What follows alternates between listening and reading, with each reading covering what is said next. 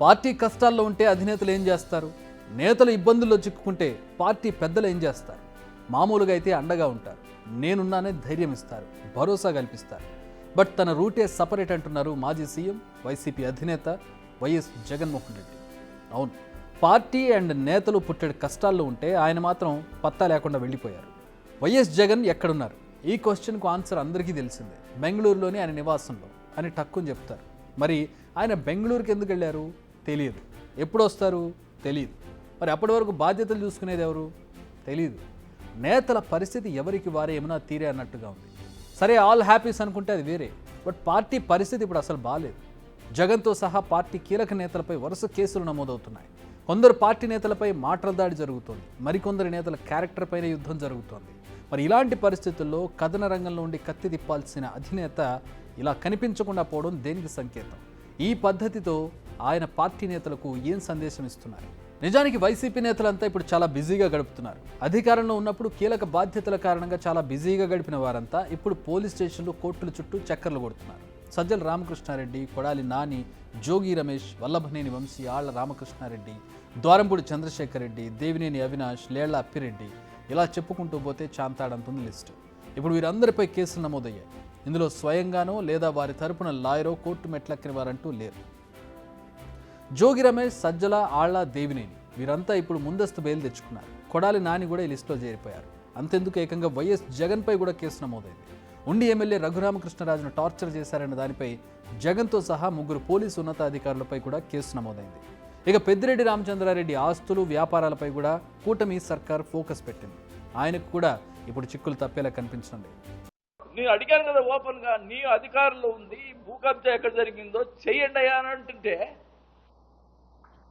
Open గా అడుగుతున్నా. ఇతను కావాలని ఏదోటి లేకపోయినా సృష్టించి చేసే మనస్తత్వం గలవాడు. అందుకని చంద్రబాబు నాయుడు గారిని, పవన్ కళ్యాణ్ గారిని మీరే వేయండి, ఎంక్వైరీ చేపించండి అని అడుగుతా ఉన్నా. దానికి రాయరు ప్రెస్లో నిన్న. ఇంకా కూడా మానవత్వం ఉండాలి ఆ ప్రెస్లో కూడా. మనిషిని ఈరోజు ఉంటే రేపు పోతారు, ఎవడైనా పోయేవాడే పైకి. మానవత్వం ఉండాలా రాసేదానికి కూడా. అసలు పోలీసు వ్యవస్థ ఉందా ఈ రాష్ట్రంలో? ఇప్పుడు పోలీసు వ్యవస్థ పనిచేస్తుందా? చొక్కా ఇప్పి రా, దమ్ముంటే రా చూసుకుందామని ఒక మంత్రి, ఎమ్మెల్యే మంత్రిని, 5 సార్లు ఎమ్మెల్యే నన్ను ఈ రకంగా హెచ్చరిస్తూ ఉంటే పోలీసు ఏం చేస్తూ ఉంది? వ్యవస్థ ఉందా? అంటే మీరు వాడు వస్తే కొట్టుకోమంటారా? చెప్పండి. ఇవి జగన్కి అత్యంత ఆప్తుడైన మాజీ మంత్రి బాలినేని శ్రీనివాసరెడ్డి చేసిన వ్యాఖ్యలు. ప్రకాశం జిల్లా నా గడ్డ, 5 సార్లు ఎమ్మెల్యేను అని చెప్పుకునే నేత పరిస్థితి ఇలా ఉంది. మరి ఆయన బాధను పట్టించుకునేవారు ఎవరు? ధైర్యం చెప్పేవారు ఎవరు? ఆయనకు డైరెక్షన్ చూపించేవారు ఎవరు? సరే, ఆయన బాధలేవో ఆయన పడతారనుకుందాం. ఆయన కామెంట్స్ అక్కడితో ఆగలేదు. ఆయన మరికొన్ని కామెంట్స్ కూడా చేశారు. నేను చెప్తా ఉన్నా, నేనైతే ప్రశ్నించేవాడిని ఎప్పుడు కూడా. జగన్ గారు ఏం చేసినా నేను ప్రశ్నించా. అందువల్ల పార్టీలో కూడా నేను అన్ని రకాలుగా ఇబ్బంది పడ్డా, బయటకు చెప్పుకోలా.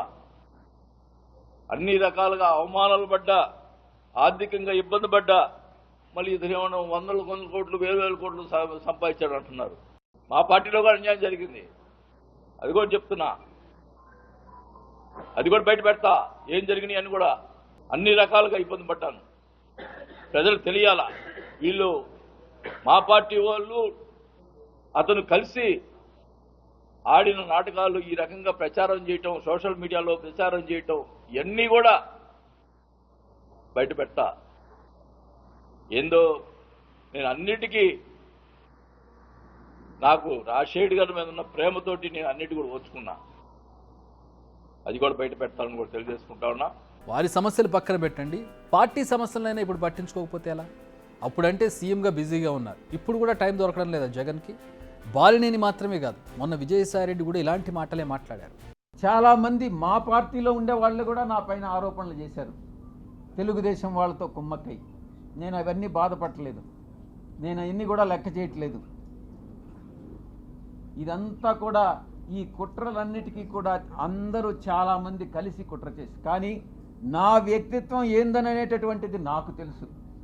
వీరి మాటలు వింటుంటే అపోజిషన్ పార్టీ నేతలు పెట్టే ఇబ్బందుల కన్నా సొంత పార్టీలో జరిగే కుట్రలు కూడా వీరిని ఇబ్బందులకు గురి చేస్తున్నట్టుగా తెలుస్తోంది.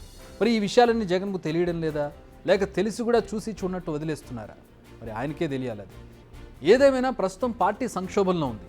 నేతల మోరల్ దెబ్బతింటోంది. దీనికి తోడు కేసుల భూతం వారిని వెంటాడుతుంది. అధికార పార్టీ నుంచి ఒత్తిళ్లు పెరుగుతున్నాయి. మరి పార్టీ నేతలకు అండగా ఉండి కాపాడుకోవాల్సిన అధినేత మాత్రం ఏకంగా రాష్ట్రంలోనే లేరు. ఇది నిజంగా నెగిటివ్ వైబ్స్ని పంపుతుంది క్యాడర్లోకి. సో జగన్ మేల్కోకపోతే అసలుకే మోసం జరగడం ఖాయం. ఈ విషయాలన్నీ చూస్తుంటే ఓ విషయం గుర్తొస్తుంది. ఎన్నికల ముందు తనను అర్జునుడితో పోల్చుకునేవారు జగన్. కౌరవులతో యుద్ధం చేస్తున్నానని అనేవారు. కానీ జగన్ అప్పుడు కాదు యుద్ధం చేసింది. ఆయన ఇప్పుడు అసలైన కథన రంగంలో ఉన్నారు. కానీ ఆయన కీలక సమయంలో అస్త్ర సన్యాసం చేసినట్టు కనిపిస్తోంది. మరి ఆయనకి ఎవరైనా వచ్చి గీతోపదేశం చేస్తారా అని ఎదురు చూస్తున్నారా, లేక నిజంగానే మౌనం పాటిస్తున్నారా? బిగ్ టీవీ అవుట్లుక్ కథనాలు నచ్చితే వెంటనే బిగ్ టీవీ ఛానల్ ను సబ్స్క్రైబ్ చేయండి.